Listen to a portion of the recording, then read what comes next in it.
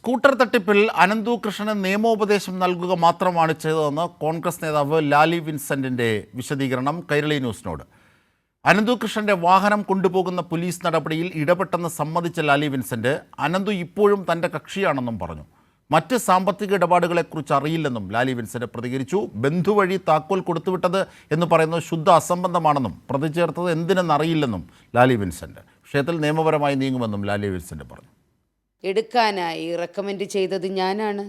അനന്ത് എന്നോട് പറഞ്ഞു, എനിക്കൊരു ഫ്ലാറ്റ് വേണം മേഡം, എവിടെയെങ്കിലും താമസിക്കണം. അവൻ ഇടുക്കിക്കാരൻ, തൊടുപുഴ, അങ്ങനെ ആ ഭാഗത്ത് എവിടെയാണ്.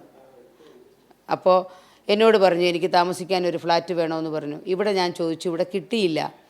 അപ്പം ഞാൻ ആതിരയിൽ എനിക്കറിയാവുന്ന ഒരു പയ്യനുണ്ട്, അവൻ താമസിക്കുന്ന ഫ്ലാറ്റ് അന്ന് ഒഴിയാണെന്ന് എന്നോട് പറഞ്ഞു. ഞാൻ വേറൊരു വീട് വാങ്ങി മേഡം, ഞാൻ പോവുകയാണ്.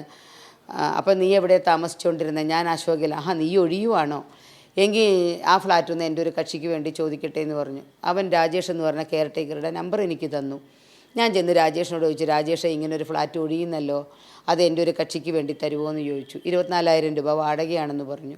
ഞാൻ അപ്പം തന്നെ അനന്തുവിന് രാജേഷിന് അങ്ങോട്ടും ഇങ്ങോട്ടും ഫോൺ നമ്പർ കൈമാറി. ഞാനാണ് റെക്കമെൻഡ് ചെയ്തത്. അങ്ങനെയാണ് രാജേഷ് ലാൻഡ് ലോഡുമായി സംസാരിച്ച് അനന്തുവിന് ഫ്ലാറ്റ് കൊടുത്തത്. അനന്തു ഈവനിങ്ങിൽ കമ്പനികളുടെ ഡീലേഴ്സുമായി അവിടെ സംസാരിക്കുമായിരുന്നു.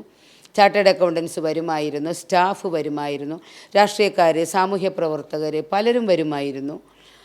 അവൻ്റെ 3-4 സ്റ്റാഫ് അവിടെ ലാപ്ടോപ്പും വെച്ചുകൊണ്ടിരിക്കുമായിരുന്നു. എനിക്കിവിടെ പാർട്ട് ടൈം സ്റ്റെനോഗ്രാഫറാണ്, എപ്പോഴും അവൈലബിൾ അല്ല. അപ്പോൾ അവർക്ക് ഈ സൗകര്യമുള്ളതുകൊണ്ട് ഞാൻ ഈ എഗ്രിമെൻറ്റുകളെല്ലാം ഡിക്റ്റേഷൻ കൊടുക്കും. ആ കുട്ടികൾ ടൈപ്പ് ചെയ്യും, ഞാനത് കറക്റ്റ് ചെയ്യും, ഡ്രാഫ്റ്റ് ആക്കും, ഞാൻ പോരും. ഞാനവിടെ പോയിട്ടുണ്ട്, ഭക്ഷണം കഴിച്ചിട്ടുണ്ട്, വെള്ളം കുടിച്ചിട്ടുണ്ട്, അവരെ കൂടി ഇരുന്നിട്ടുണ്ട്, ഉപദേശിച്ചിട്ടുണ്ട്. ഇതെല്ലാം ഞാൻ ചെയ്തിട്ടുണ്ട്. ഞാൻ അതിലൊരു ഇല്ലീഗാലിറ്റി കണ്ടില്ല. കോടതിയും സത്യവും ഒക്കെ ഉണ്ടല്ലോ. ഞാൻ നിങ്ങളോട് പറഞ്ഞത് തന്നെയാണ് എനിക്ക് പോലീസിനോട് പറയാനുള്ളത്.